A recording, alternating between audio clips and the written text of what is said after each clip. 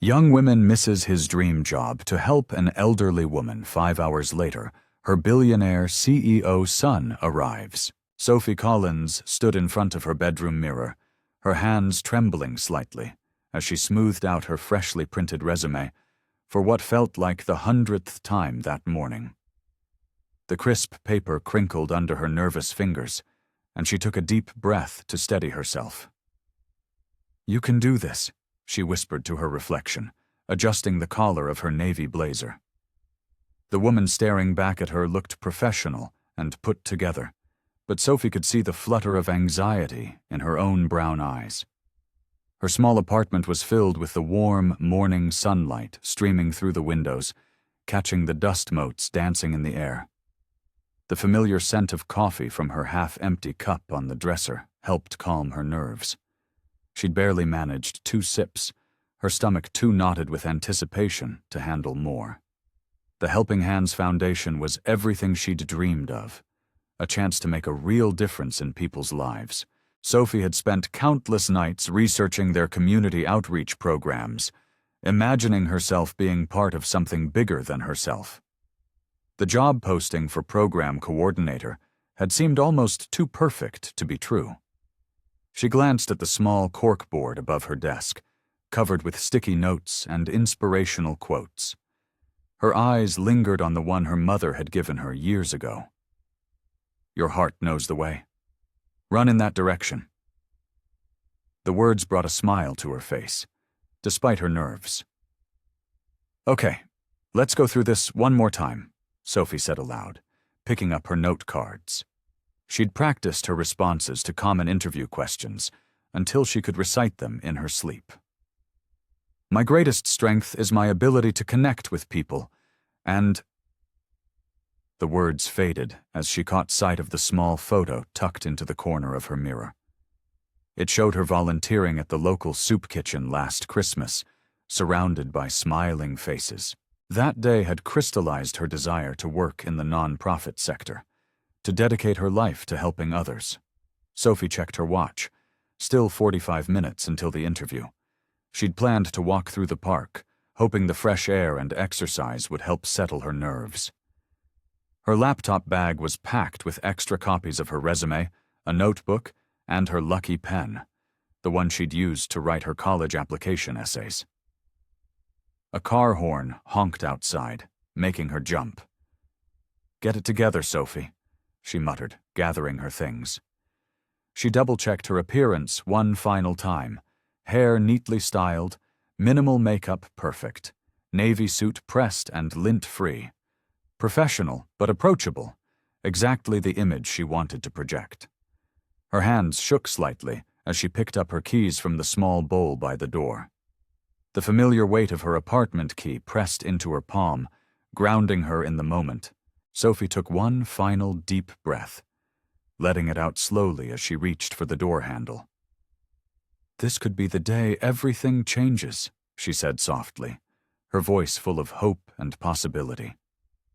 The thought sent both excitement and anxiety coursing through her veins.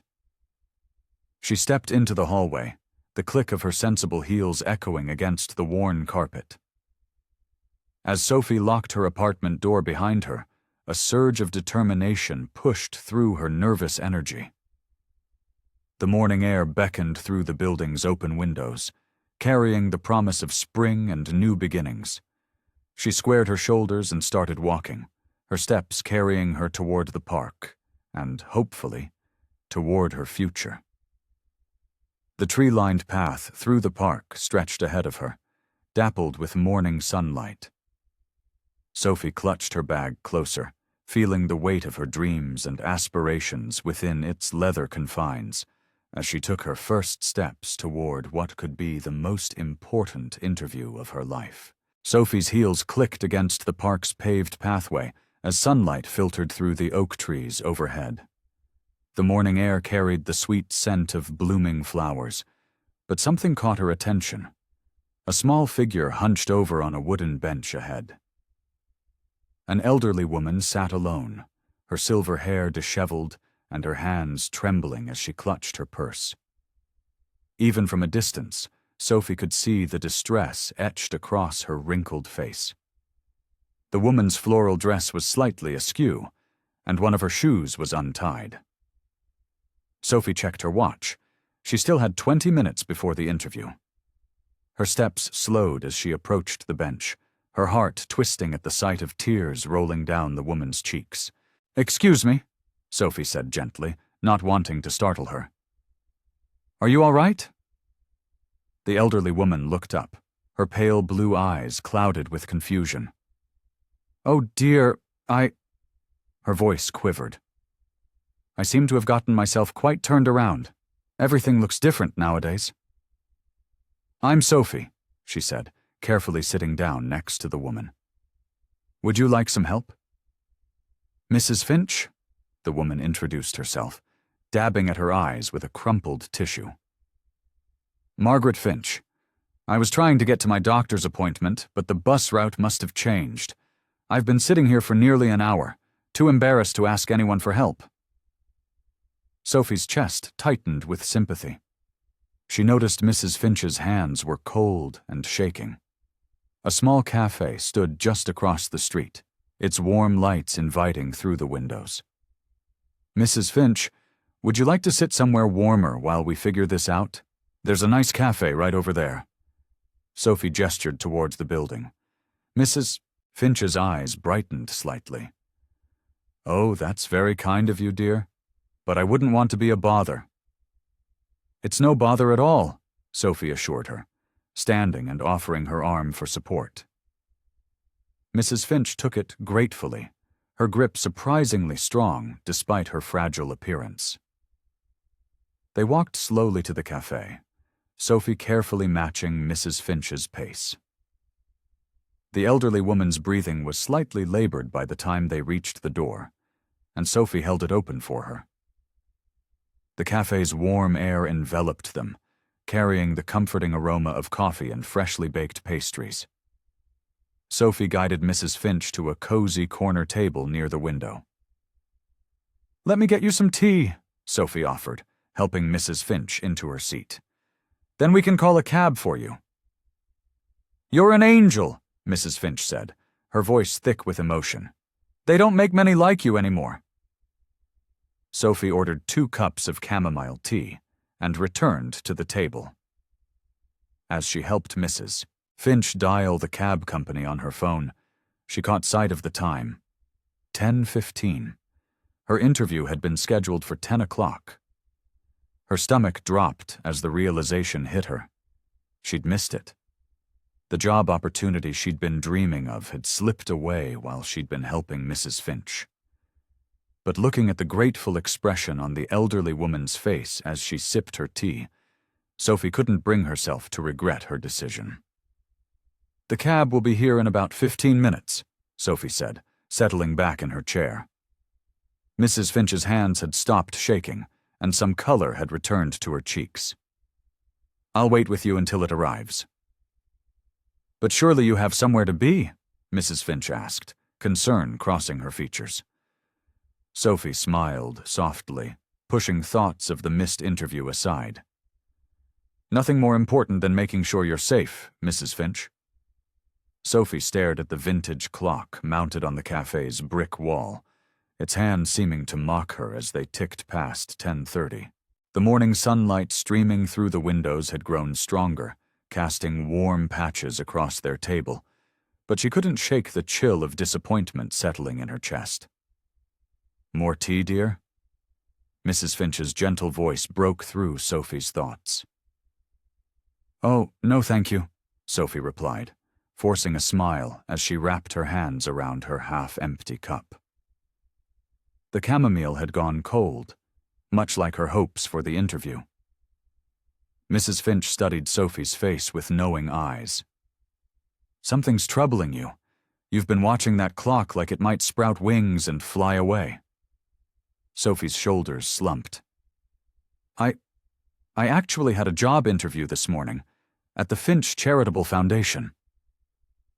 She traced the rim of her teacup with her finger. "It was supposed to be at 10 o'clock. "Oh, my dear girl." Mrs. Finch reached across the table and patted Sophie's hand. Her touch was warm and comforting, like a grandmother's embrace. "You missed it because of me?" "Please don't feel bad," Sophie said quickly. "I couldn't have just left you there alone. It wouldn't have been right." Mrs. Finch's eyes crinkled with warmth. "You know, sometimes the best things in life come from the choices we make when we think nobody's watching. Those moments when we choose kindness over personal gain. They shape who we are." Sophie felt her throat tighten with emotion. "It's just, I've been dreaming about working there for so long. Their work with children's education initiatives is amazing, and I thought maybe I could be part of something bigger than myself." "Dreams have a funny way of working themselves out," Mrs. Finch said, her voice filled with quiet wisdom. "Often not in the way we expect, but exactly in the way we need." The cafe door chimed, and a cool breeze swept in. Sophie glanced up, noticing a tall man in an impeccably tailored charcoal suit entering. His presence commanded attention, though his expression seemed worried as his eyes scanned the cafe. "Alexander," Mrs. Finch called out, her face lighting up. The man's head turned sharply toward their table, relief washing over his features. He strode toward them with purposeful steps, his polished Oxford shoes clicking against the hardwood floor. "Mother, what happened? The doctor's office called when you didn't show up for your appointment." His voice was deep and concerned, though carefully controlled. Mrs. Finch gestured to Sophie. "This lovely young woman found me when I got lost in the park. She's been taking wonderful care of me." The man turned to Sophie, his steel-gray eyes meeting hers. "Alexander Finch," he introduced himself, extending his hand. "Thank you for helping my mother." Sophie felt her heart skip a beat as she shook his hand. The same Finch as in the Finch Charitable Foundation, the very place she'd been headed for her interview. His grip was firm but gentle, his expression softening as he looked at her. "Sophie Collins," she managed to say, her voice steadier than she felt. "I'm just glad I could help." Sophie's hand tingled where Alexander's had touched it during their handshake. She watched as he pulled up a chair, his movements precise and deliberate, like everything about him. The morning light caught the silver at his temples, adding distinction to his otherwise dark hair. "Mother, you really must let me know when you're going out alone," Alexander said, his tone gentle but firm. "I can arrange for someone to accompany you." Mrs. Finch waved her hand dismissively. "Oh, Alexander, I'm not completely helpless. And look, everything worked out perfectly fine, thanks to this dear girl." Alexander's gaze returned to Sophie, studying her with interest. "Yes, about that. Most people wouldn't stop to help a stranger these days. They're too busy with their own lives, their own appointments." He paused, straightening the cuff of his suit jacket. "Especially in New York." Sophie felt her cheeks warm under his scrutiny. "I couldn't just walk past someone who needed help. That's not who I am." "Even if it meant missing something important?" he asked, his eyes somehow knowing. "Sophie." Finch cleared her throat. "Alexander, Sophie was actually on her way to a job interview this morning. At your foundation, as it happens." Alexander's eyebrows rose slightly, the only crack in his composed exterior. "Is that so?" He leaned forward slightly, resting his elbows on the table. "The program director position?" Sophie nodded, her hands fidgeting with her paper napkin under the table. "Yes, but I understand that missing the interview means—" "It means," Alexander interrupted, "that you've demonstrated something far more valuable than punctuality." His voice had softened, losing some of its business-like edge. "You showed genuine compassion and integrity. Those aren't qualities we can teach in orientation sessions." Mrs. Finch beamed at her son. "Didn't I tell you, Sophie? Things have a way of working out." Alexander reached into his suit jacket and withdrew a sleek leather card holder. His fingers, long and elegant, selected a single card with practiced ease. "Ms. Collins, I'd very much like to discuss an opportunity with you." He placed the business card on the table and slid it toward her. "At the foundation." Sophie stared at the card. The Finch Charitable Foundation's logo gleamed in raised silver letters against the cream-colored cardstock. Below it, Alexander's name and title were printed in crisp black font. "Alexander Finch, Chief Executive Officer." "But I missed the interview," Sophie said, still trying to process what was happening. "You missed an interview to help my mother when she needed it most." Alexander's expression was warm now, genuine. "That tells me more about your character than any rehearsed answers in my office would have." He tapped the card with one finger.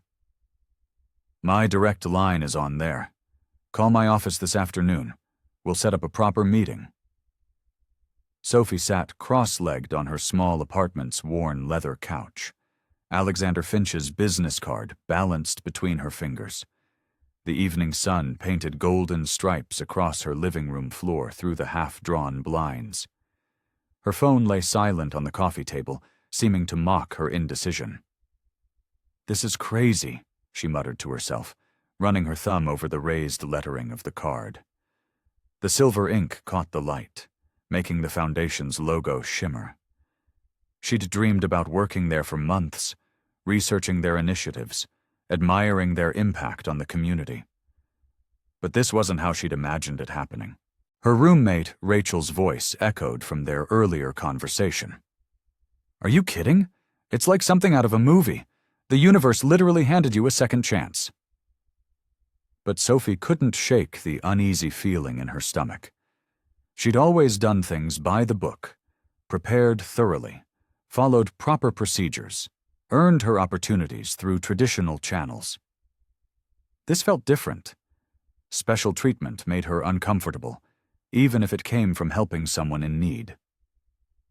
She got up and paced her small living room, her sock-covered feet silent on the hardwood floor. The business card was still in her hand, and she found herself reading it again and again. Alexander Finch, Chief Executive Officer. The man who'd appeared in the cafe like some sort of corporate guardian angel, offering her an unexpected lifeline. What if it's just a courtesy meeting? She wondered aloud, stopping to stare out her window at the bustling street below. What if he feels obligated because I helped his mother? Her reflection in the window looked uncertain, her brow furrowed with worry.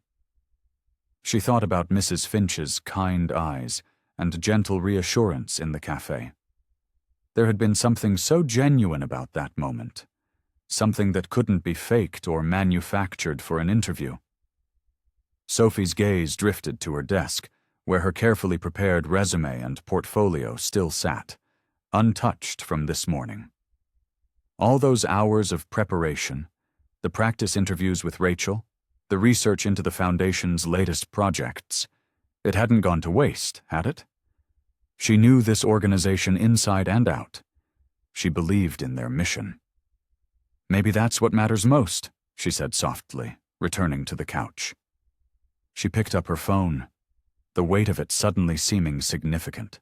The business card trembled slightly in her other hand as she punched in the numbers. Her heart pounded as the phone rang once, twice, 3 times. She almost hoped it would go to voicemail. "Alexander Finch's office," a crisp, professional voice answered. Sophie took a deep breath, squaring her shoulders even though no one could see her. "Hello, this is Sophie Collins. Mr. Finch asked me to call about setting up a meeting." There was a brief pause and some keyboard clicking. "Ah yes, Miss Collins. Mr. Finch mentioned you would be calling. He specifically asked to be notified when you did." Sophie's eyebrows rose in surprise. She hadn't expected him to leave instructions about her call. "1 moment, please," the assistant continued. More clicking followed. Then, "Mr. Finch has an opening tomorrow at 10 a.m. Would that work for you? Sophie glanced at her calendar, even though she knew it was clear. She'd taken the whole week off to prepare for what she'd thought would be today's interview. Yes, that would be perfect. Scene 1. The proposal. Sophie's heels clicked against the polished marble floor as she followed the receptionist through the Foundation's downtown headquarters. Floor-to-ceiling windows offered spectacular views of the city skyline, while modern art pieces adorned the walls between sleek office spaces. "Mr. Finch will see you now," the receptionist said, gesturing to a corner office with glass walls. Alexander Finch stood as Sophie entered, his tall frame casting a long shadow in the morning light. His office was minimalist but tasteful, all clean lines and muted colors. A single family photo sat on his desk, showing him with his mother from what looked like a few years ago. "Ms. Collins, thank you for coming." His handshake was firm but brief. "Please, have a seat." Sophie smoothed her skirt as she sat in one of the leather chairs facing his desk. She'd chosen her most professional outfit, a navy blue suit that had cost her a month's savings, but somehow still felt underdressed in these surroundings. "I've been thinking about our chance meeting yesterday," Alexander began, settling back into his chair. "The way you helped my mother, it showed something rare in today's world. Genuine compassion without expectation of reward." Sophie felt her cheeks warm. Anyone would have done the same. "No," he said firmly, leaning forward. "They wouldn't have, especially not at the cost of an important interview." He stood up and walked to a large touch screen mounted on the wall. With a few taps, it came to life, displaying a world map dotted with glowing points of light. "Each of these points represents a youth center we've helped establish," he explained, his voice taking on an passionate edge she hadn't heard before. "But it's not enough. There are still too many young people falling through the cracks, too many dreams going unfulfilled because of circumstances beyond their control." He turned to face her, his usually reserved expression animated with purpose. "I want to expand our reach, not just locally but globally. Create a network of support that can lift an entire generation out of poverty through education and opportunity." Sophie found herself leaning forward, caught up in the scope of his vision. "That's incredible. But it requires the right people," he continued, returning to his desk. "People who understand that true charity isn't about recognition or reward. It's about seeing a need and meeting it, regardless of the personal cost." He gave her a meaningful look. "Like you did with my mother." Sophie's mind was racing with possibilities. This was exactly the kind of meaningful work she'd always dreamed of doing, but on a scale she'd never imagined. "I want to give you an opportunity," Alexander said, pulling out a folder. "We're planning a major fundraising event next month. It needs to showcase our vision while connecting with donors on a personal level.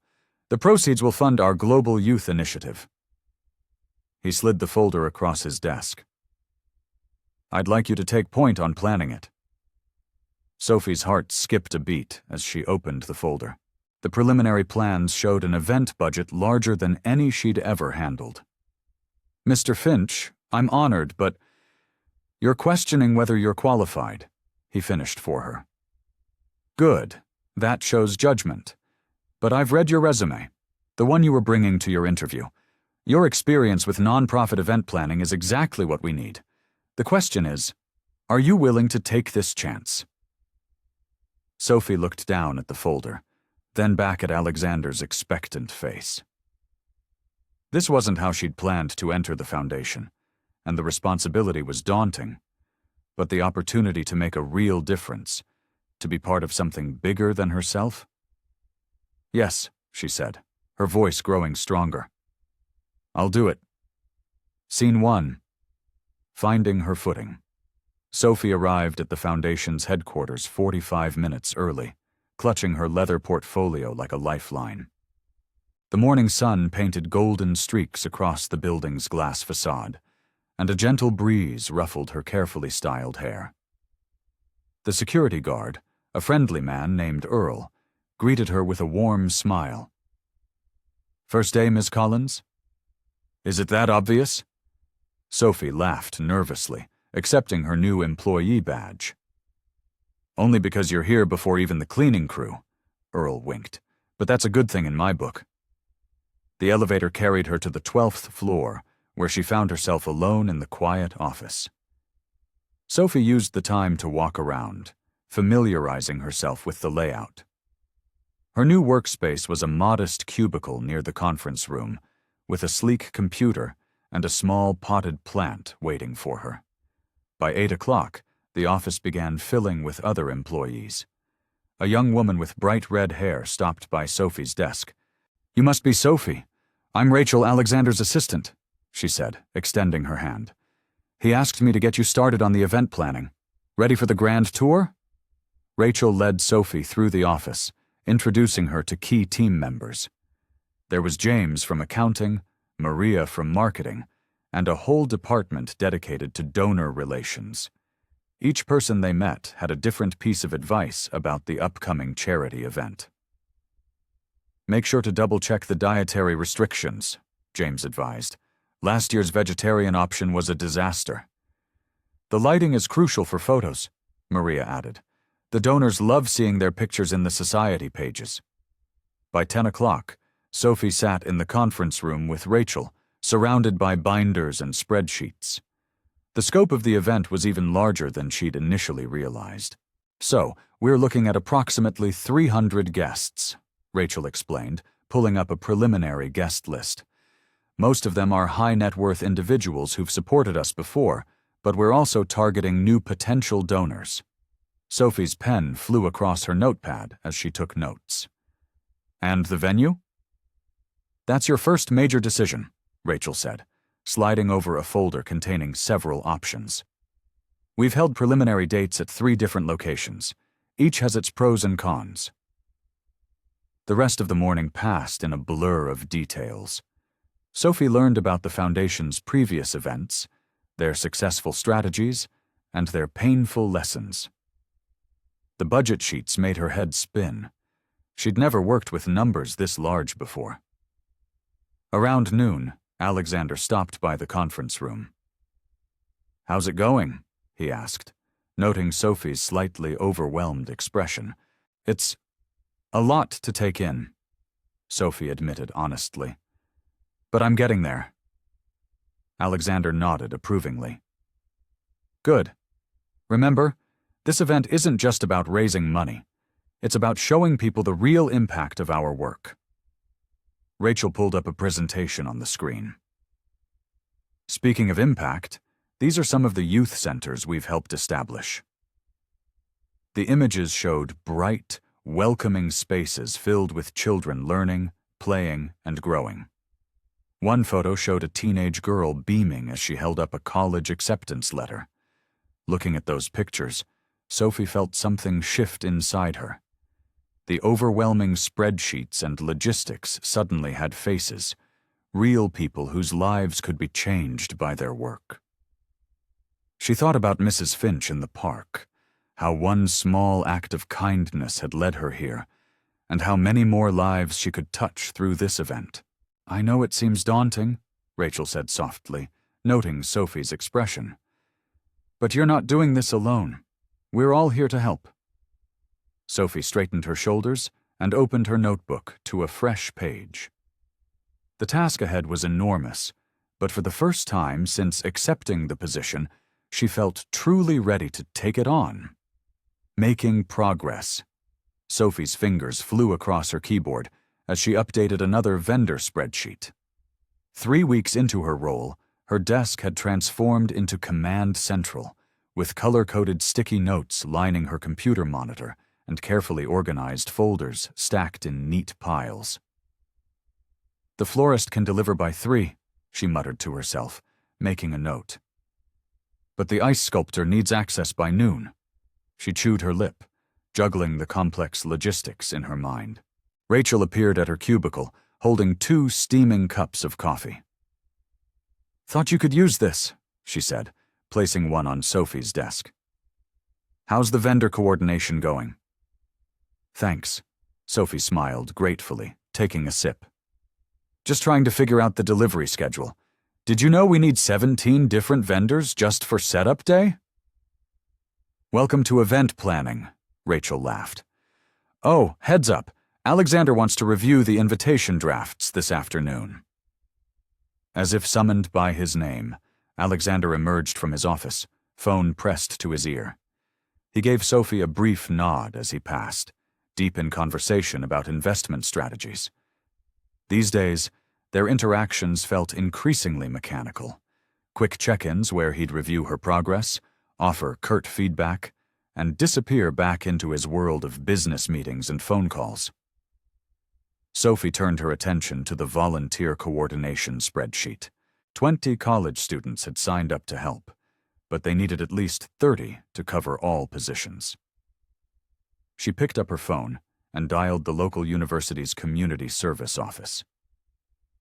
Hi, this is Sophie Collins from the Finch Foundation, she began, her voice warm and engaging. I was wondering if we could post additional volunteer opportunities for our upcoming charity event. The conversation proved productive, and Sophie felt a small thrill of accomplishment as she added 3 more names to her list. These small victories had become increasingly meaningful to her over the past weeks. Later that afternoon, she sat in Alexander's office, presenting the invitation designs. He flipped through them quickly, his expression unreadable. These are fine, he said finally, setting them aside. Just make sure the font size for the sponsors' names matches last year's exactly. We can't afford to ruffle any feathers. Of course, Sophie replied, trying not to feel disappointed by his lack of enthusiasm. I've also secured a 10% discount from the caterer and found a local music school willing to provide entertainment during the cocktail hour. Their students are actually beneficiaries of one of our youth programs. Alexander's eyes flickered with interest for a moment before his phone buzzed. Good thinking, he said distractedly, already reaching for the device. Keep me updated on any major decisions. Back at her desk, Sophie opened her email to find a message from Mrs. Finch, checking on her progress. Unlike her son, the elderly woman's warmth came through even in her written words. Sophie found herself smiling as she typed a response, sharing her excitement about the music school students' involvement. As she worked through the afternoon, coordinating with the graphic designer and finalizing the menu options, Sophie felt a familiar sense of satisfaction settling over her.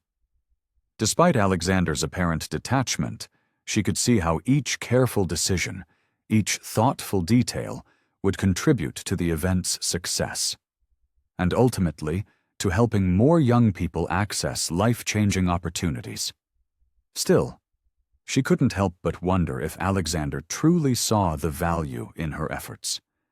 Did he notice how she'd carefully chosen vendors who aligned with the Foundation's mission? Did he appreciate the personal touches she was incorporating to make the event more meaningful? Sophie glanced at the youth center photos she'd pinned to her cubicle wall, reminding herself why she was here. Whatever Alexander's attitude might be, she knew she was making a difference. And maybe that was what mattered most. Chapter 8. The Growing Storm. Sophie's morning routine screeched to a halt when she opened her email. The subject line from a colleague made her stomach drop. Urgent, Hope Valley Times article. Her coffee went cold as she read the scathing article. The Hope Valley Chronicle, a respected local newspaper, had published an exposé questioning the Finch Foundation's financial practices. The piece cited anonymous sources claiming that only a small percentage of donations actually reached the youth programs they were meant to support. This can't be right, Sophie muttered, scrolling through the article. Her hands trembled slightly as she reached for her phone, which had started buzzing with notifications. Social media was already ablaze with speculation and criticism. Rachel appeared at her cubicle, face drawn with concern. Have you seen the comments on our event page? 3 sponsors are threatening to pull out. Sophie quickly pulled up their social media accounts. The Foundation's latest posts were flooded with angry comments and accusations. Her heart sank as she recognized names of confirmed event attendees, among those expressing their disappointment. "The timing couldn't be worse," Sophie said, running a hand through her hair. "We're only 6 weeks away from the event." She thought about all the vendors she'd carefully selected, the student musicians who were practicing for their performance, the volunteers who'd committed their time. The office atmosphere grew tenser as more staff arrived, huddling in small groups and speaking in hushed tones. Sophie tried to focus on her work, but each email notification made her flinch, dreading another cancellation or angry message. By mid-morning, their primary corporate sponsor had requested an emergency meeting to discuss their continued involvement. The caterer called, asking if they should scale back their preparations given the situation. Sophie stared at Alexander's closed office door. Through the glass walls, she could see him pacing, phone pressed to his ear. His usual composed demeanor had given way to tight shoulders and furrowed brows. When her phone rang again, Sophie recognized Mrs. Finch's number. "Dear, I just wanted to check on you," the elderly woman's warm voice came through. "I know things must be difficult at the office today." "It's pretty intense," Sophie admitted, grateful for Mrs. Finch's concern. "I just don't understand where these accusations are coming from. Everything I've seen here has been focused on helping people." "The Foundation means everything to Alexander," Mrs. Finch said softly. "But he's never been good at handling personal attacks. He tends to—" She paused. "Well, you'll see for yourself." Later that afternoon, Sophie finally received the email she'd been waiting for. Alexander wanted to meet with her to discuss the situation. She gathered her notes and event updates, hoping they could develop a strategy to address the crisis. Alexander sat behind his desk, his expression distant and professional. Gone was any trace of the occasional warmth she'd glimpsed during their previous meetings. "I've reviewed the situation," he began, his voice clipped and formal. "We'll have our legal team handle the press. For now, continue with the event planning, but prepare a scaled-down version in case more sponsors withdraw." "But shouldn't we address the accusations directly?" Sophie asked. "Maybe if we showed people the actual impact of our programs." "The legal team will handle it," Alexander repeated firmly, already turning to his computer screen. "That will be all, Miss Collins." Sophie stood there for a moment, clutching her notebook. The distance between them felt wider than ever, and for the first time since joining the Foundation, she felt truly helpless. Sophie hunched over her desk. The office lights dimmed as evening settled in.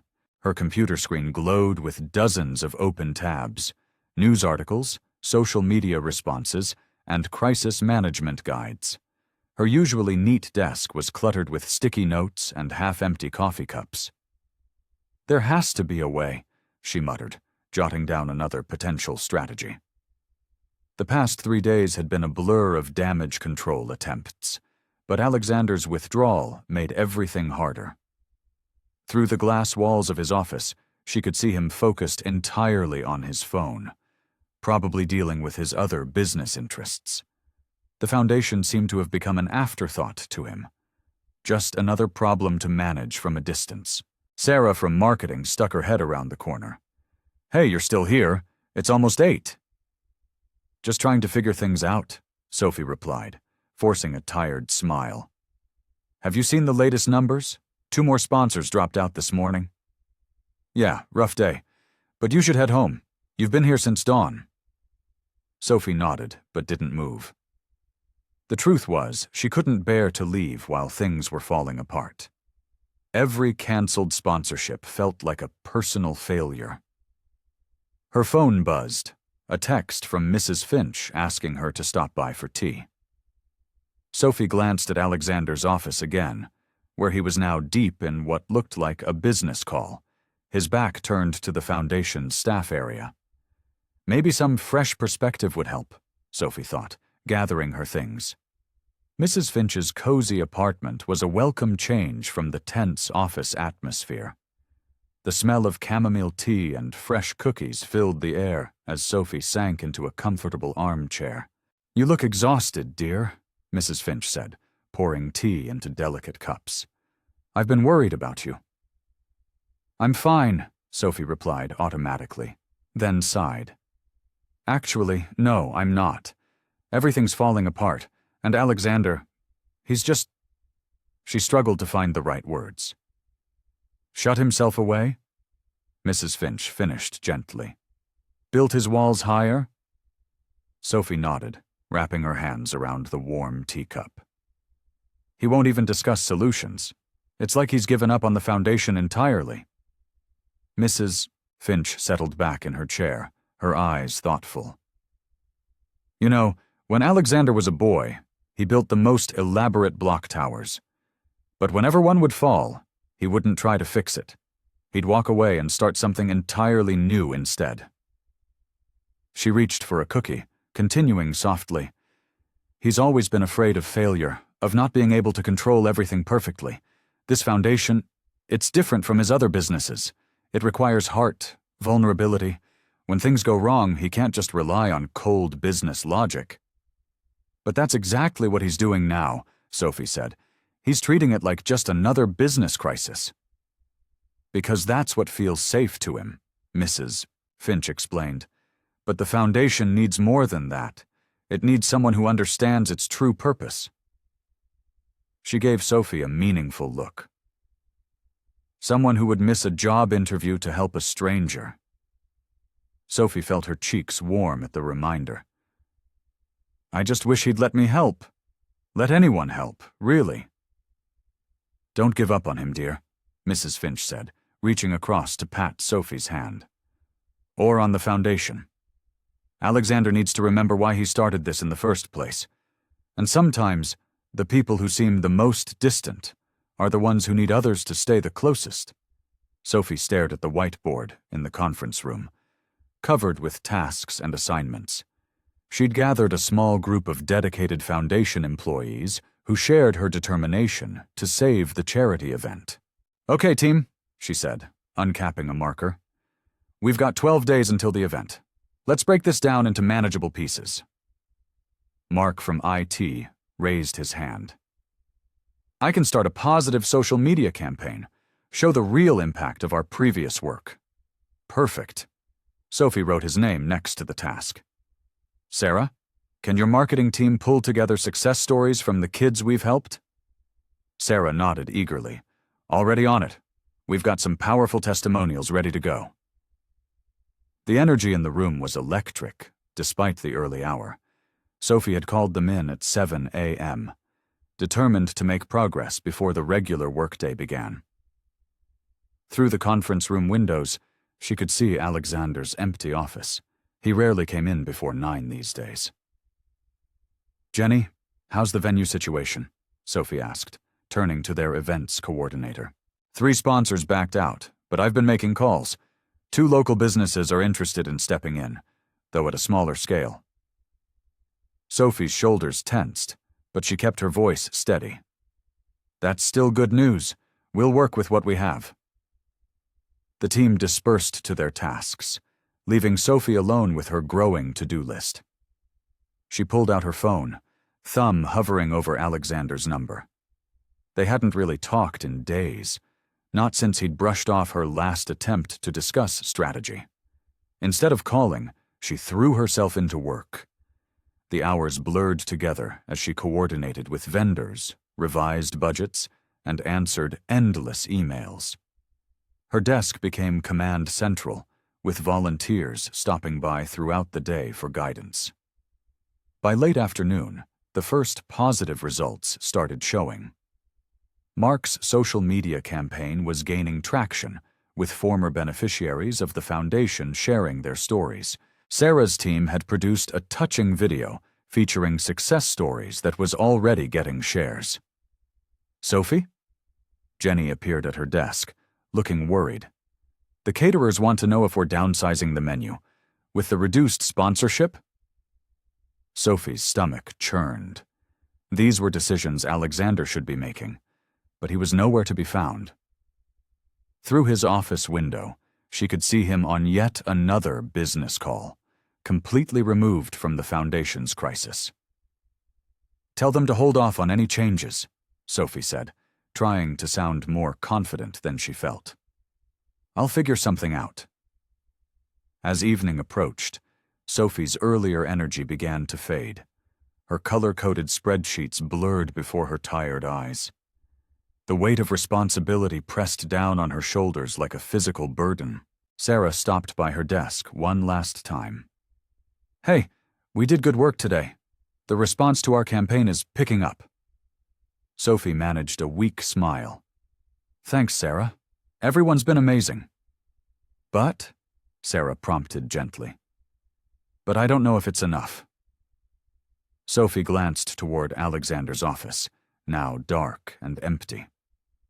"I feel like I'm trying to bail out a sinking ship with a teaspoon, and the captain's abandoned ship." "You're not alone in this," Sarah reminded her.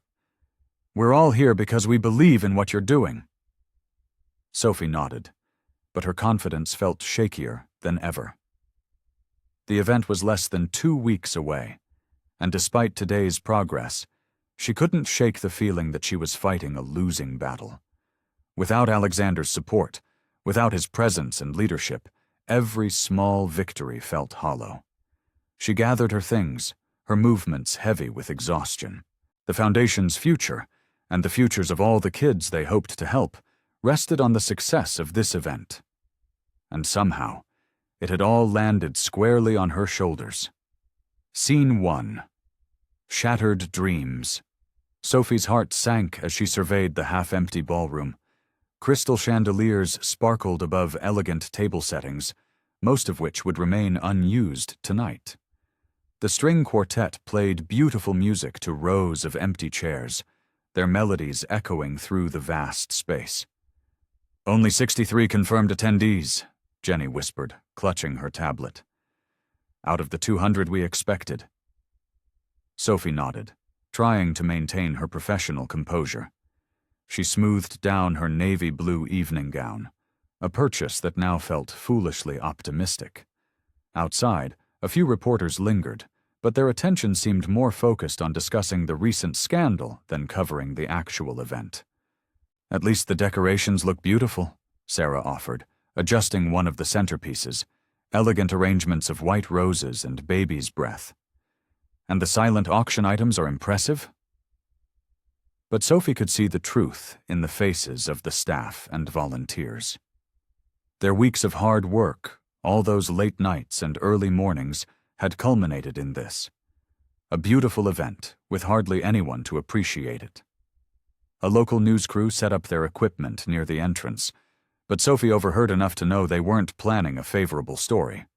Words like controversy and allegations drifted her way. Alexander arrived fashionably late, wearing an impeccable tuxedo. His expression darkened as he took in the sparse attendance. "Where is everyone?" he demanded, pulling Sophie aside. "Most of our regular donors declined," Sophie explained, keeping her voice low. "The negative publicity." "This is unacceptable," he cut her off, his jaw tight. "We needed this event to be a success, the Foundation's reputation." "We did everything we could," Sophie defended, feeling her cheeks flush. "The team worked around the clock. Clearly, it wasn't enough." Alexander's words cut like ice.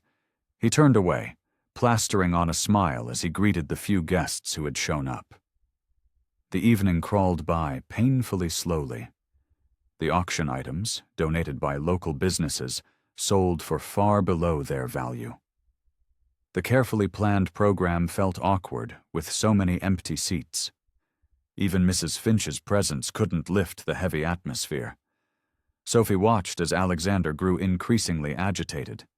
He paced between conversations, checking his phone constantly, his practiced smile becoming more strained by the minute.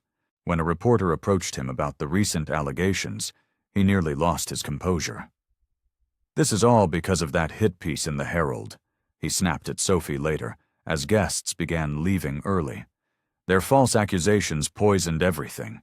Years of building this Foundation's reputation, destroyed by baseless rumors.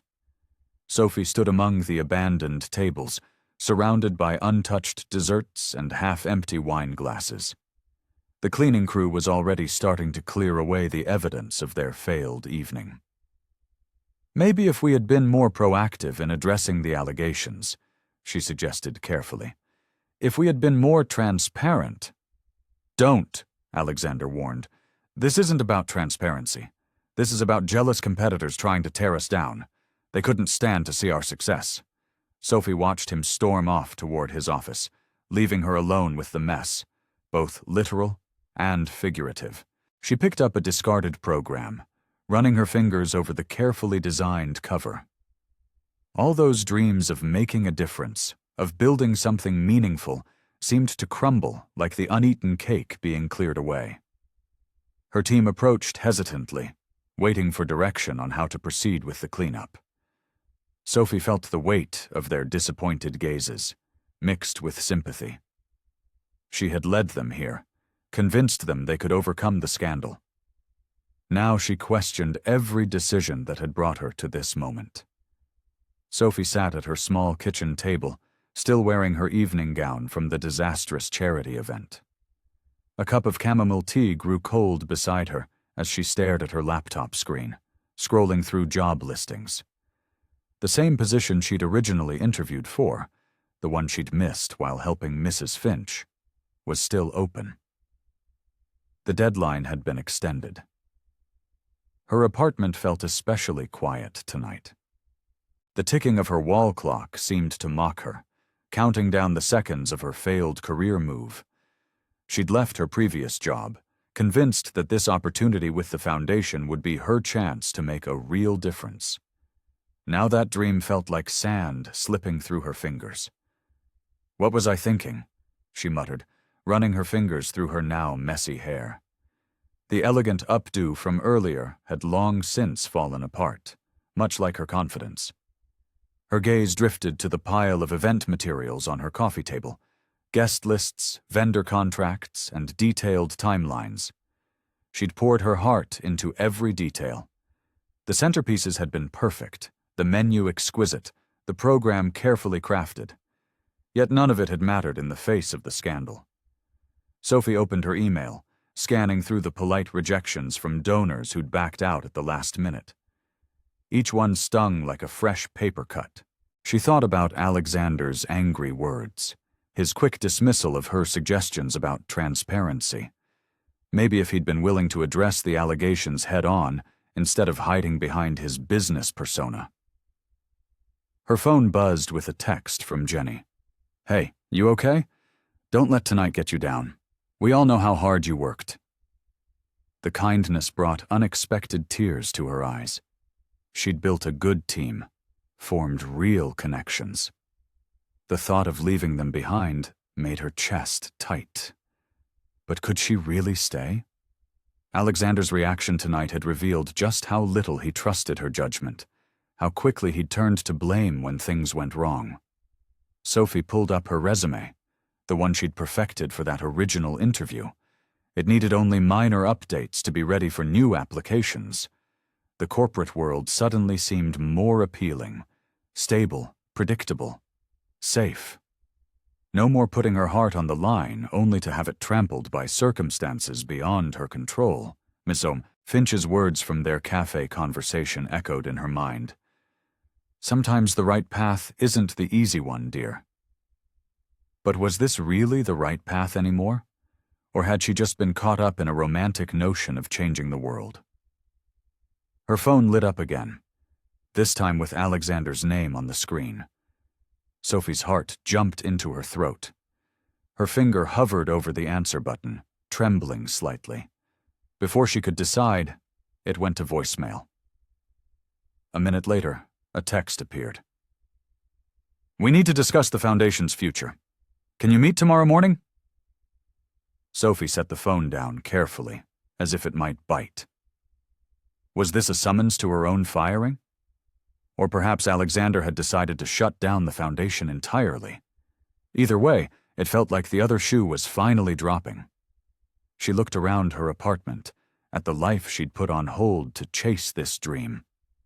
The half-packed moving boxes she'd never fully unpacked, still uncertain if this job would last. The vision board she'd created, full of charitable goals and community impact ideas, now seemed naive. Her phone buzzed again. Another text from Alexander. 9 a.m., my office. Sophie picked up her tea, now completely cold, and took a sip anyway. Tomorrow would decide everything. She just wasn't sure anymore what outcome she was hoping for. The Bell Tower Cafe sat tucked away on a quiet side street, far from the gleaming office buildings where Alexander usually conducted business. Sophie arrived early, surprised by his choice of venue. The morning sun filtered through tall windows, casting warm light on weathered wooden tables and mismatched chairs. Alexander was already there, sitting in a corner booth. She almost didn't recognize him at first. His usual crisp suit replaced by a casual sweater, his perfectly styled hair slightly disheveled. He looked tired, the kind of bone-deep exhaustion that makeup and good lighting couldn't hide. "Thank you for coming," he said, as Sophie slid into the seat across from him. His voice lacked its usual commanding tone. "I thought we could use somewhere less formal for this conversation." A waitress brought them coffee, and Sophie wrapped her hands around the warm mug, grateful for something to hold on to. She waited for the axe to fall, for Alexander to tell her the foundation was finished. "I've been up all night," Alexander began, staring into his own coffee. "Looking at numbers, projections, press coverage, trying to make sense of where we went wrong." He ran a hand through his hair, making it even messier. "But the truth is, I've been getting it wrong for longer than that." Sophie sat quietly, watching this unfamiliar version of her usually composed boss struggle to find words. "Did you know this foundation wasn't my idea?" He gave a hollow laugh. "It was my mother's dream. She spent years trying to convince me to use my success to help others. I always told her I was too busy building the empire." He took a sip of coffee, grimacing. "When she had her heart scare last year, I finally gave in. Started the foundation to make her happy. But I've been treating it like just another business venture." "The foundation isn't just another business," Sophie said softly. "No, it's not. And that's exactly what terrifies me." Alexander's fingers tapped restlessly against his mug. "In business, everything is controllable, measurable. But this helping people, making real change, it's messy, unpredictable. And when that scandal hit, I panicked, retreated to what I knew best, damage control and denial." "We could have faced it together," Sophie said. "Been transparent about our mission, our goals." "I know that now." He finally met her eyes. "I've been so focused on protecting the foundation's image that I forgot why we started it in the first place. And I've been unfair to you. You saw what this could be from the beginning, while I was just going through the motions." Sophie felt her anger from the previous night softening. Here was the man Mrs. Finch had told her about, the one who cared deeply but struggled to show it. "It's not too late," she said. "The Foundation's mission is still important, more important than one failed event or some bad press." "How can you still believe that after everything that's happened?" "Because I've seen the potential, the people we could help, the lives we could change." Sophie leaned forward. "We can rebuild this, but not if we treat it like a corporation. We need to lead with our hearts, be honest about our mistakes, and show people what we really stand for." Alexander was quiet for a long moment. "We?" he finally asked. "You'd be willing to stay and help fix this mess?" "If you're really ready to fight for what the foundation could be," Sophie said, "not just what it looks like on paper." A glimmer of the old determination returned to Alexander's eyes. "Together, then?" Sophie nodded. "Together." Sophie sat cross-legged on the floor of her office, surrounded by stacks of paper and colorful sticky notes. 3 weeks had passed since their heart-to-heart at the cafe, and the foundation's workspace had transformed from a sterile corporate environment into something more welcoming. Children's artwork now decorated the walls, gifts from a local youth center they'd recently partnered with. "I think we're onto something here," she said, looking up as Alexander entered. He'd loosened his tie and rolled up his sleeves, small changes that made him seem more approachable. "Show me what you've got," he said, lowering himself to sit on the floor beside her. The action would have seemed impossible a month ago. Sophie pointed to different piles of papers. "Instead of one big annual gala, we could do quarterly community projects, each one focused on a specific need." She handed him a proposal. "Like this youth mentorship program at Jefferson High. The school already has the structure in place. They just need resources and volunteers." Alexander studied the document, his brow furrowed in concentration. "The budget is considerably smaller than our previous plans." "That's the point," Sophie explained, shuffling through more papers. "We don't need expensive venues or catering. The money goes directly to the kids who need it." She pulled out photos from her recent visit to the school. "Look at their art room. They're doing amazing things with almost no supplies. Imagine what they could create with proper materials and guidance." Alexander picked up a student's sketch, studying it carefully. "This is quite good. That's Maria's work. She's 15 and dreams of becoming an architect." Sophie smiled, remembering the girl's enthusiasm. "But they don't even have proper drawing tables." "How soon could we implement this?" "We could start next week. I've already talked to the principal and art teacher. They're ready whenever we are." Sophie bit her lip. "I know it's not as flashy as our original plans." "It's better," Alexander interrupted. He stood up, walking to the window. "You know, when I was building my company, I started small, focused on one project at a time, made sure it was solid before moving to the next." He turned back to face her. "Somewhere along the way, I forgot that principle. Everything became about scale and impression." Sophie gathered up the Jefferson High proposal. "Sometimes the smallest changes make the biggest impact." "We'll need to document everything properly," Alexander said, his business mind still working. "Show tangible results, track the students' progress." "Already planned for that?" Sophie pulled out another folder. The art teacher suggested creating a portfolio for each student. We can photograph their work throughout the year, record their improvements. She stood up, warming to the topic. "And we could organize a small showcase at the end of each semester. Nothing fancy, just the students, their families, maybe some local artists and architects who could mentor them." Alexander nodded slowly, a genuine smile spreading across his face. "You've really thought this through." "I have 3 more proposals like this," Sophie admitted. "A food security project with the community garden, a literacy program at the public library, and—" "Show me," Alexander said, settling back down on the floor. "Show me all of them." For the next 2 hours, they sat among the paper piles, discussing possibilities and making plans. Sophie watched Alexander get increasingly engaged, asking thoughtful questions and offering practical suggestions. His eyes lit up when she described how the community garden could partner with local restaurants to provide job training. This was what she'd hoped for all along, not just throwing money at problems, but creating sustainable changes that could grow organically. With each project they discussed, she felt her earlier passion returning, stronger than before. This time it wasn't just her dream anymore. It was becoming their shared vision, taking shape one small project at a time. Sophie stood in the doorway of Jefferson High's newly renovated art room, watching students pour in after the final bell. Their eyes widened at the sight of new drawing tables, organized supply cabinets, and blank canvases waiting to be filled. Maria, the aspiring architect, clutched her sketchbook to her chest, her face glowing with excitement.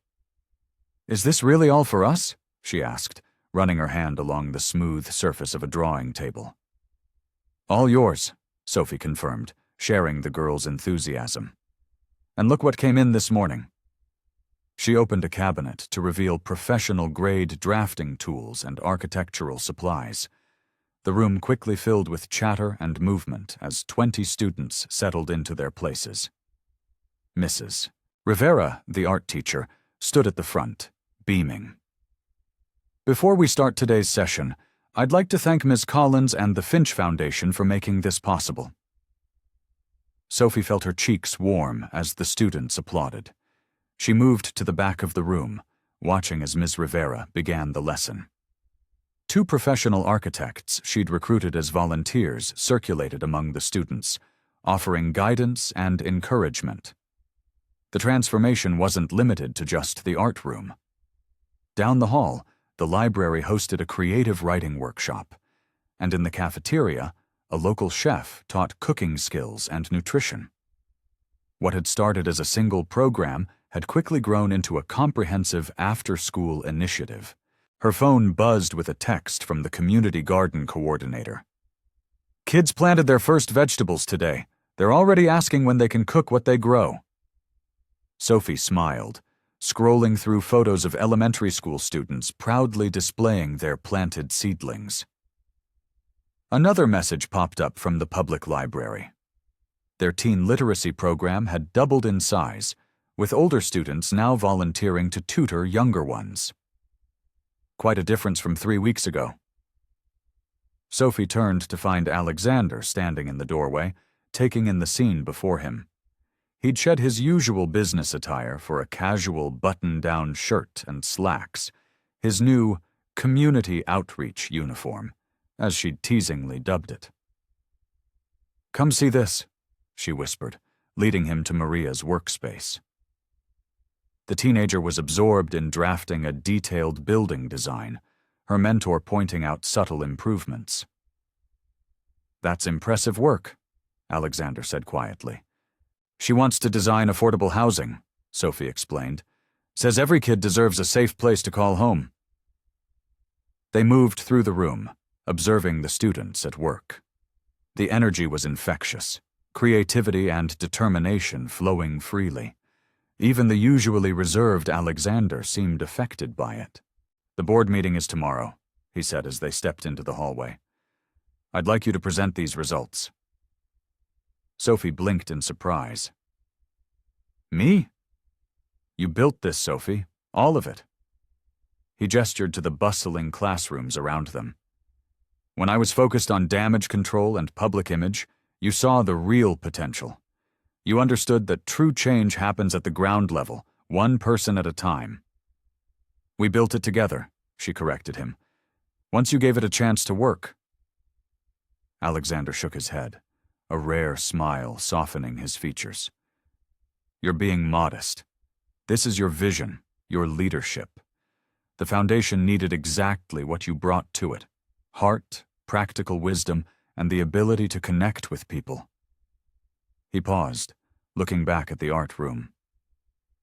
"I'm just grateful I didn't let my pride stand in the way of something remarkable." Sophie felt warmth spread through her chest. For the first time since joining the foundation, she felt completely certain of her place in it. This wasn't just a job anymore. It was a calling, a chance to create lasting change in her community. And somehow, against all odds, she'd helped Alexander find that same sense of purpose.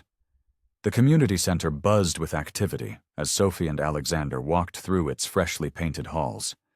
Children's artwork decorated the walls, and the sound of laughter echoed from the gymnasium, where an after-school basketball program was in full swing.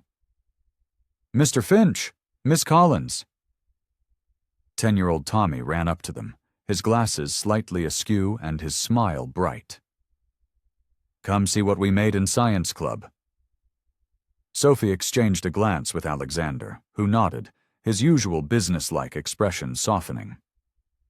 They followed Tommy to a classroom where several children huddled around tables covered in simple robots made from recycled materials. "Look!" Tommy pointed proudly to his creation. "It moves when you connect these wires. Mr. Rodriguez taught us about circuits." He demonstrated, and the small robot rolled forward on bottle cap wheels. "That's incredible, Tommy," Sophie said, kneeling to get a better look. "You built this all by yourself?" "Well, Jenny helped with the wheels," he admitted, gesturing to a shy girl in the corner. "But I did all the wiring." Alexander stepped closer, examining the robot with genuine interest. "Very impressive engineering. Have you always been interested in science?" Tommy's eyes lit up. "Yeah, but we never had cool stuff like this before. Now we get to do experiments every week." He turned to Sophie. "My mom says it's 'cause of you guys. She says the foundation made everything better." Other children gathered around them, eager to show off their projects. Maria, a 12-year-old girl, demonstrated her solar-powered windmill, while Josh explained how he'd programmed a basic computer game. Sophie watched as Alexander crouched down beside each child, asking questions and offering encouragement. It was a side of him she rarely saw, the businessman facade completely gone, replaced by genuine warmth and curiosity. "Before you came," one of the mothers volunteering at the center said, approaching Sophie. "These kids had nowhere to go after school. Now look at them. They're learning, creating, dreaming big." Sophie felt her heart swell with emotion. The woman's words hit home, reminding her why she'd chosen this path. She caught Alexander's eye across the room, and he seemed equally moved. As they prepared to leave, the children surrounded them with handmade thank you cards and eager hugs. Tommy tugged at Alexander's sleeve. "Will you come see my science fair project next month? I'm going to build something even cooler." "I wouldn't miss it," Alexander promised, his voice unusually gentle. Outside, they walked in comfortable silence for a moment before Alexander spoke. "I've been doing it all wrong, haven't I?" Sophie turned to him, questioning. "All these years," he continued, stopping to look back at the center, "I've been treating the foundation like another business venture. Quarterly reports, profit margins, public image. I've been so consumed with running my empire that I lost sight of what really matters." He gestured toward the building where children's laughter still spilled out. These kids, their joy, their potential, their futures. I've been hiding behind spreadsheets and board meetings when I should have been here, seeing the real impact we could make." Sophie watched emotions play across his usually composed face. "It's never too late to change direction," she said softly. "No, it isn't," he agreed, straightening his shoulders with new resolve. "I want to be more involved, Sophie. Not just as a figurehead or a signature on checks, but really involved. These children deserve nothing less than our full commitment." The setting sun cast long shadows across the community center's playground, where a few kids still played basketball. Their shouts of triumph and encouragement filled the air, a testament to the simple joy of childhood, something the foundation had helped protect and nurture. The evening light painted the community center's empty parking lot in soft oranges and purples. Sophie and Alexander sat on a wooden bench nearby, the day's events still fresh in their minds. A gentle breeze rustled through the leaves, carrying the distant sounds of children heading home with their parents. Sophie watched Alexander as he stared thoughtfully at the building. His usual sharp business attire seemed at odds with the playground equipment behind them, yet somehow he looked more at home here than he ever had in his downtown office. "Can I ask you something?" Sophie ventured, breaking the comfortable silence between them. Alexander turned to her, his expression open. "Of course." "I've seen how much joy this brings you," she gestured toward the center. "The way you connected with those kids today, it was natural, genuine. So why haven't you embraced this part of your life more fully? Why keep the foundation at arm's length?" He shifted on the bench, his shoulders tensing slightly. The question seemed to catch him off guard, and for a moment he was quiet, collecting his thoughts. He began, then paused, running a hand through his perfectly styled hair, a rare show of uncertainty. It's complicated. We have time, Sophie said gently, noting how the usually confident businessman seemed to struggle with his words. Alexander let out a long breath. My whole life has been about control, he finally said. Building the business empire, maintaining it, growing it. Every decision calculated, every risk measured. It's what I know, what I'm good at. He stood up, pacing a few steps before turning back to face her.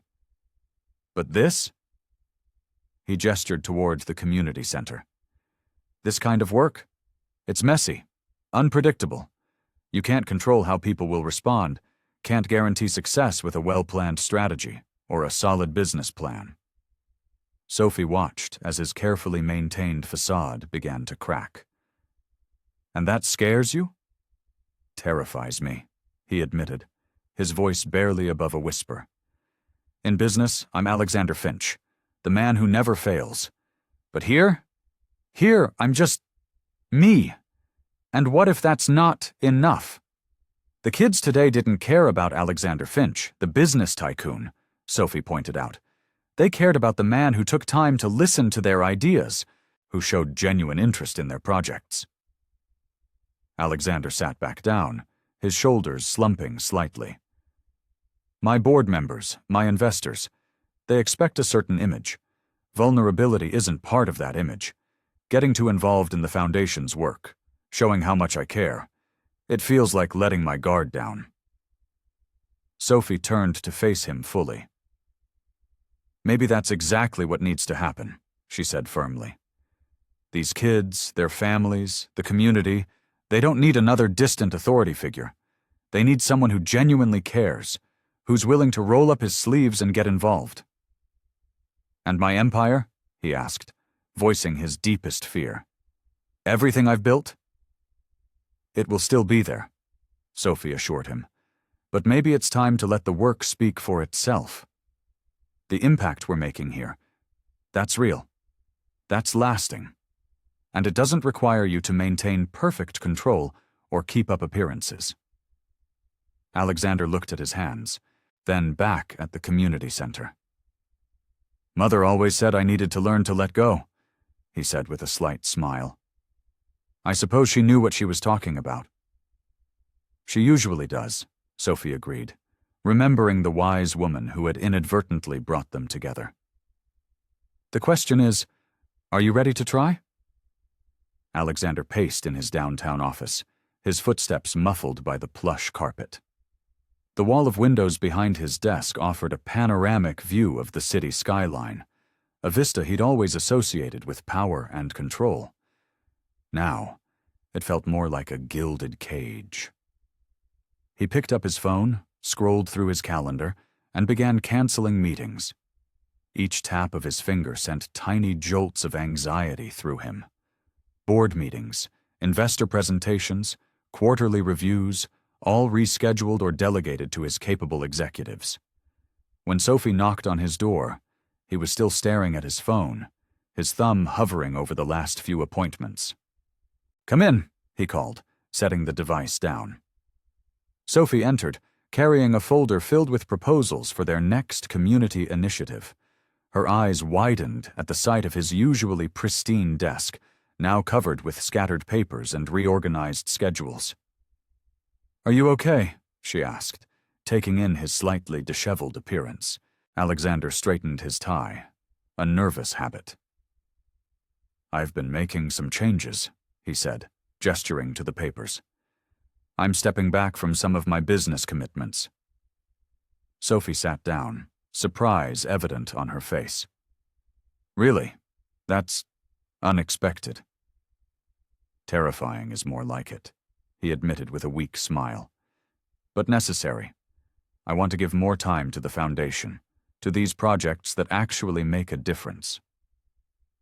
He picked up one of the papers. Which is why I want you to take the lead on the next major initiative. Sophie's mouth fell open slightly. Me? But you always oversee the big projects personally. And that's exactly the problem, he said, walking to the window. I've been trying to control everything, micromanage every detail. It's time I trusted someone else's vision. He turned back to face her. Your vision. But what about the board, the investors? He shook his head. They'll adapt. Besides, the Foundation's recent successes speak for themselves. Those small community projects you spearheaded, they've had more real impact than any of our flashy galas ever did. Sophie opened her folder, spreading out the proposals she'd brought. These are the 3 main ideas I've been working on. The after-school mentorship program has the most potential, I think. Alexander sat down across from her, deliberately relaxing his shoulders. Tell me more. As Sophie explained her plans, her enthusiasm growing with each detail, Alexander felt the tight knot of anxiety in his chest begin to loosen. She had thought of everything: community partnerships, volunteer training, sustainable funding sources. Her eyes sparkled as she described the potential impact on local families. What do you think? She asked finally, looking up from her notes. Alexander took a deep breath. I think it's perfect, and I think you should run with it. He handed her his signature pen.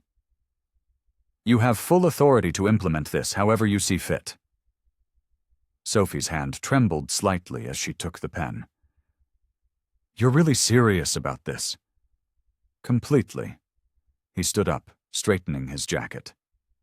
I'll be here for support and guidance, but this is your project to lead. It's time I learned to let go a little. A warm smile spread across Sophie's face as she gathered her materials.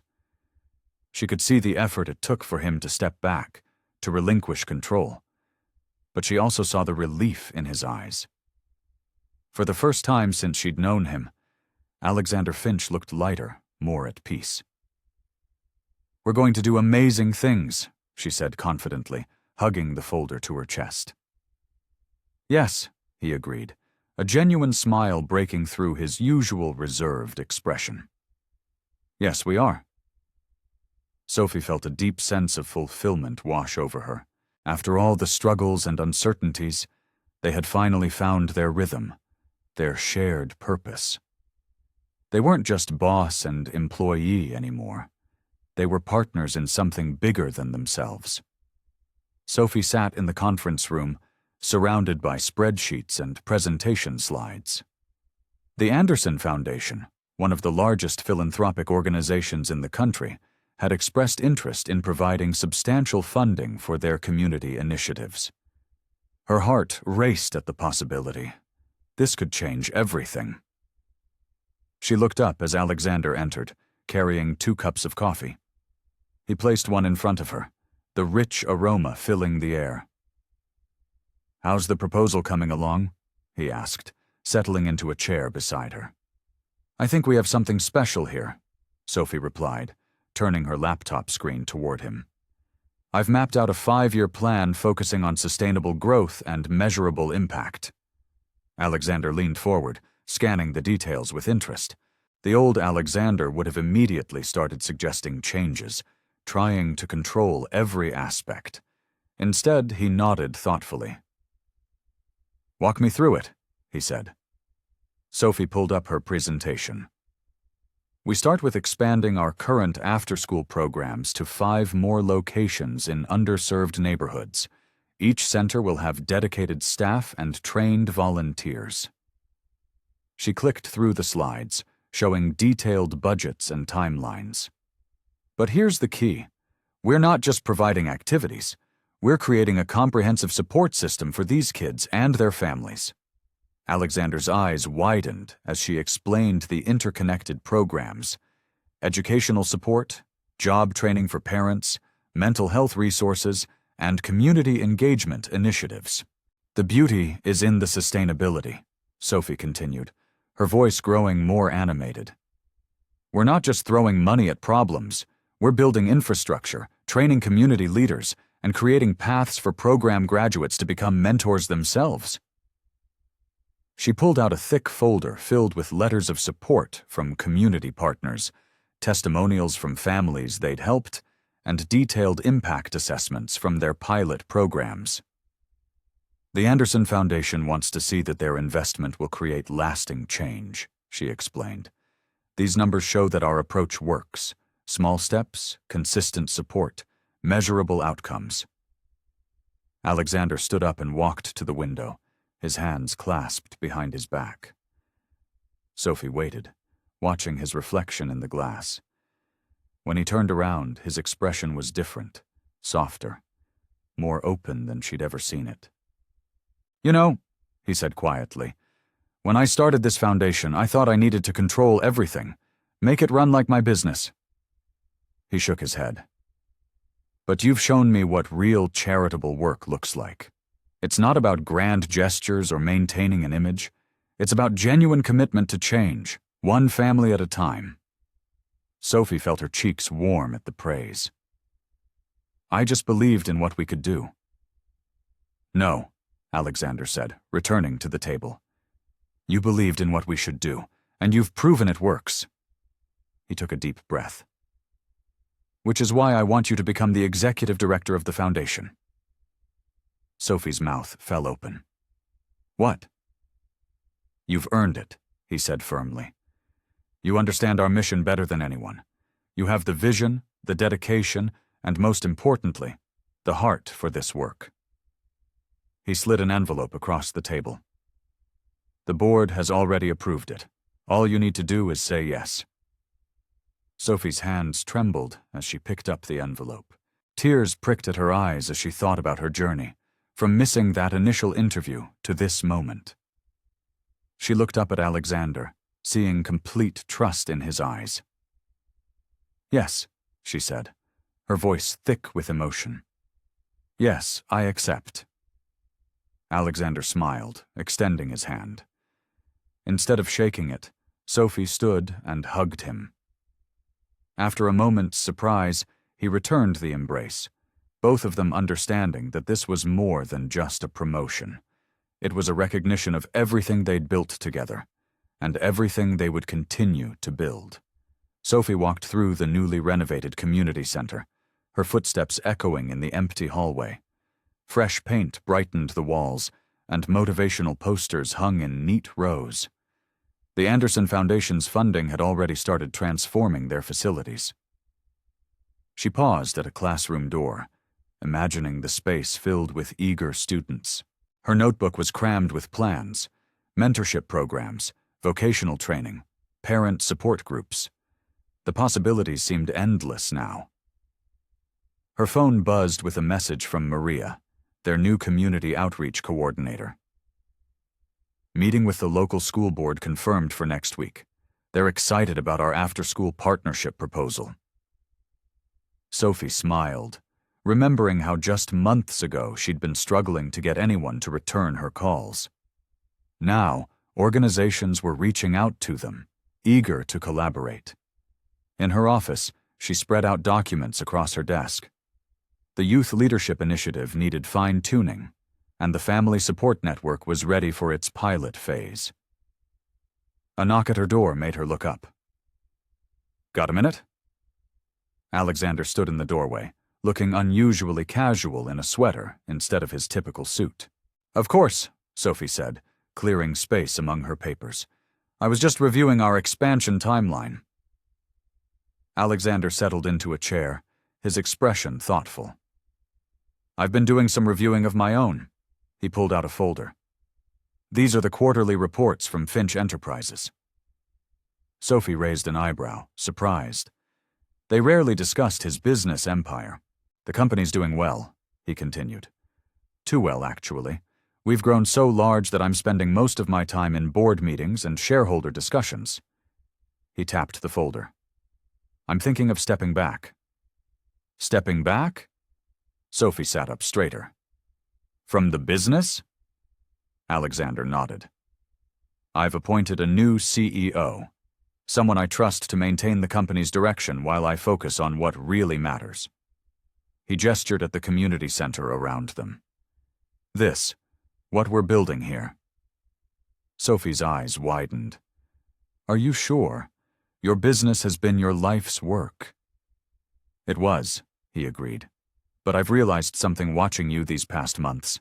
Success isn't just about profits and market share. It's about impact, real, meaningful change in people's lives. He stood up and walked to the window, looking out at the playground they'd recently installed. I want to be more involved here, not just as a figurehead or donor, but as someone who works alongside you to make these programs succeed. Sophie felt a wave of emotion. This was the Alexander she'd glimpsed beneath the businessman's exterior, the one who truly cared about making a difference. "We could use your expertise," she said warmly, "especially with the new partnerships we're developing." Alexander turned back to her, his face lit with genuine enthusiasm. "I've already started reaching out to my business contacts. You'd be surprised how many CEOs want to contribute meaningfully to their communities. They just need the right opportunity." He sat down again, pulling Sophie's timeline toward him. "Tell me more about these programs you're planning. I want to understand every detail." As Sophie began explaining her vision, she could see the transformation in Alexander. Gone was the reserved, controlling businessman. In his place sat someone eager to learn, to contribute, to roll up his sleeves and do the work that mattered. The foundation was no longer just a charitable wing of his business empire. It was becoming his true legacy, and Sophie felt privileged to be part of that journey. Sophie sat at her desk, surrounded by a stack of letters and photographs. Each one told a story of transformation that made her heart swell with pride. She picked up a photo of Maria, a 15-year-old who'd been struggling in school just 6 months ago. Now she was beaming beside her science fair project, clutching a first-place ribbon. "First in her class now," Sophie murmured, reading the attached note from Maria's teacher. The after-school tutoring program had given Maria the support she needed to excel. Sophie pinned the photo to her office's success wall, which was quickly filling up with similar stories. Another letter caught her eye. This one was from James, a high school senior who'd participated in their vocational training program. His neat handwriting filled the page. "Thanks to the Foundation's apprenticeship program, I've already got a job lined up after graduation. My mom won't have to work 2 jobs anymore. I can help support our family now." Sophie's vision blurred with tears as she sorted through more success stories.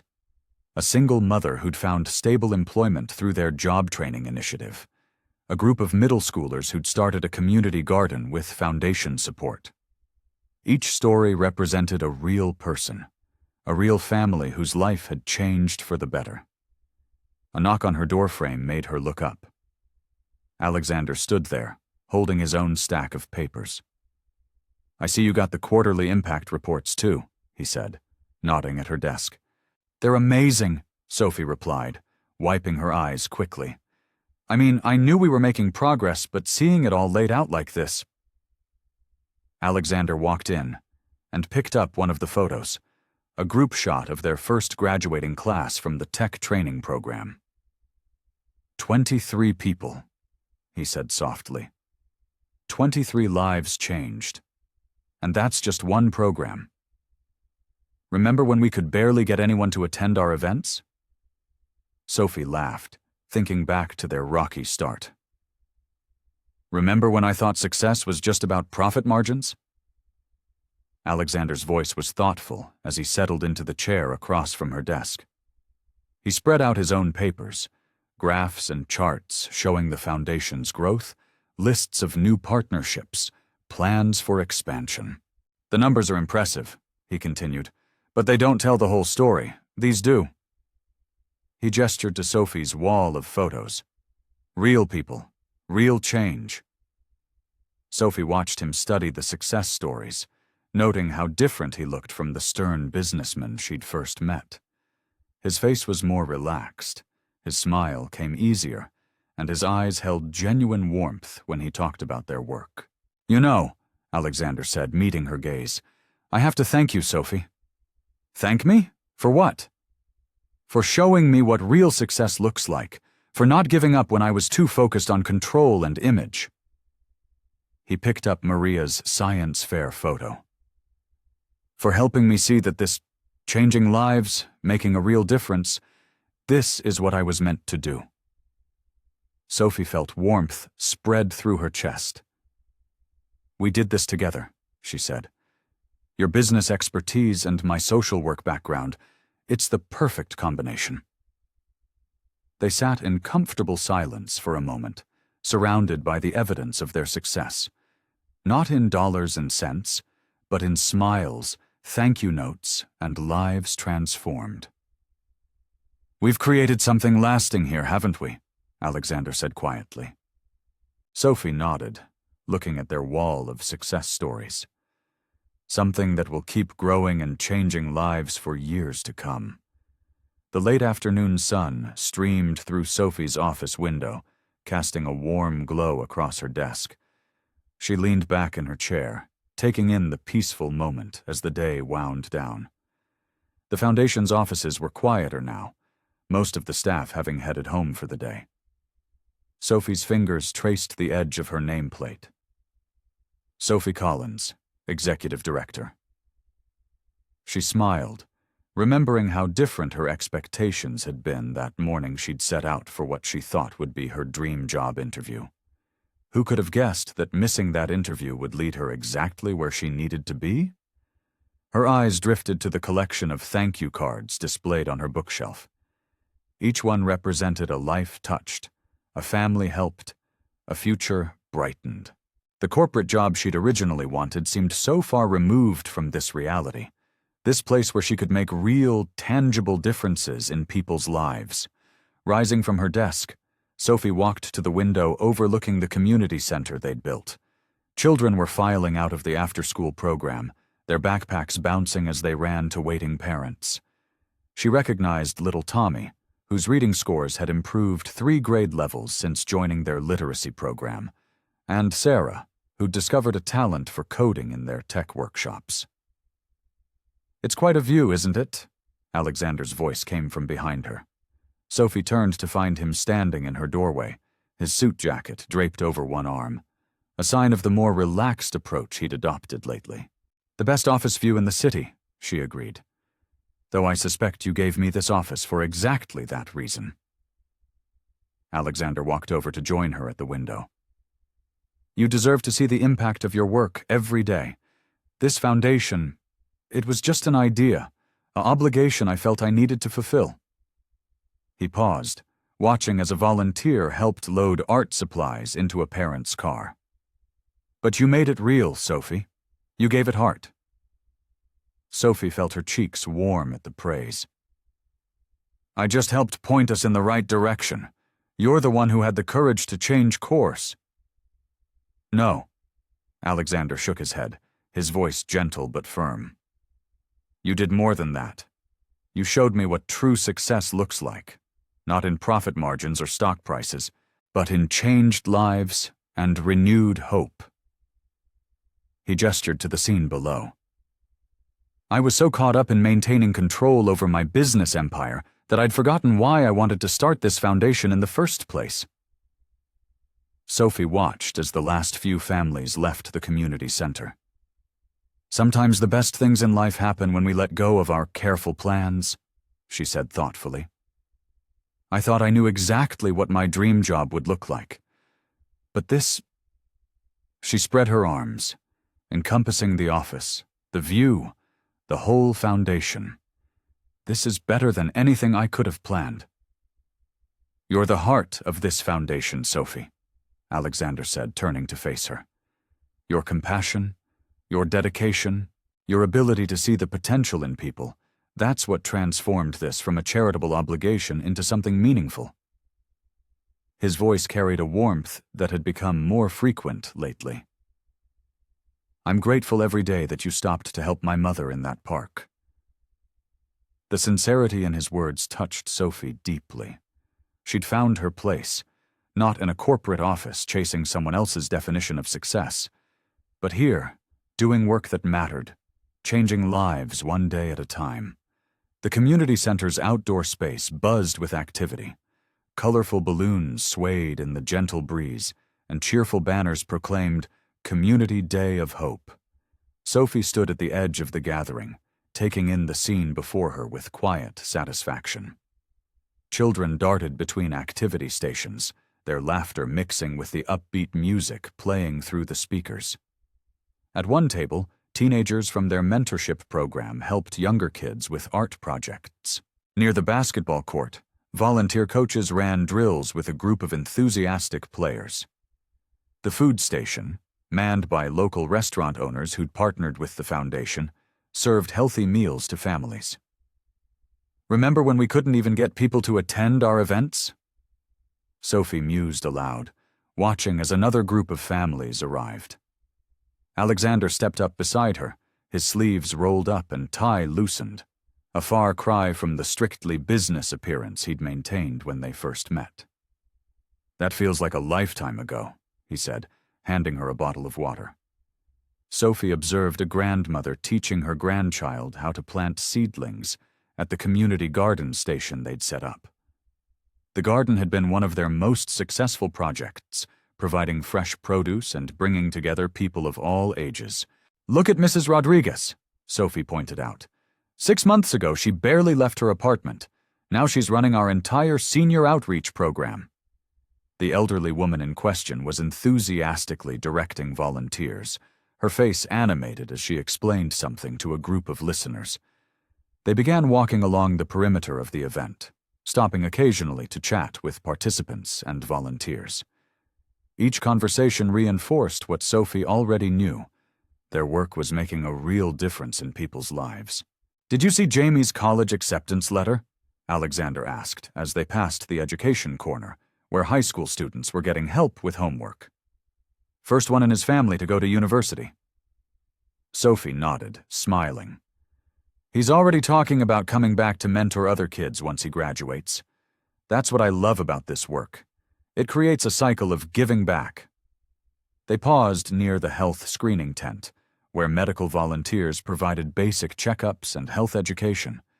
A young mother emerged, clutching papers with resource information, relief evident on her face. "You know," Alexander said thoughtfully, "when I started this foundation, I thought it was about writing checks and hosting fancy fundraisers. I never imagined it could be like this. So personal, so connected to real people and real needs." Sophie watched a group of children racing past, their faces painted like butterflies and superheroes. "That's because you were looking at it through a business lens," she said gently. "Sometimes the biggest impact comes from the smallest gestures, being there when someone needs help, believing in them when they've stopped believing in themselves." A volunteer coordinator approached with some questions about the afternoon schedule, and Sophie easily shifted into problem-solving mode. As she worked through the logistics, she felt that familiar surge of purpose that had become such a constant part of her life. When the coordinator left, satisfied with the solutions, Sophie and Alexander continued their walk around the event. The late afternoon sun cast long shadows across the ground, but the energy of the gathering showed no signs of waning. New faces were still arriving, drawn by the sounds of community and connection. "I used to think success meant having the perfect job title or the corner office," Sophie reflected, watching a father teach his daughter how to shoot a basketball. "But this is something else entirely. Every day we get to help people write their own success stories."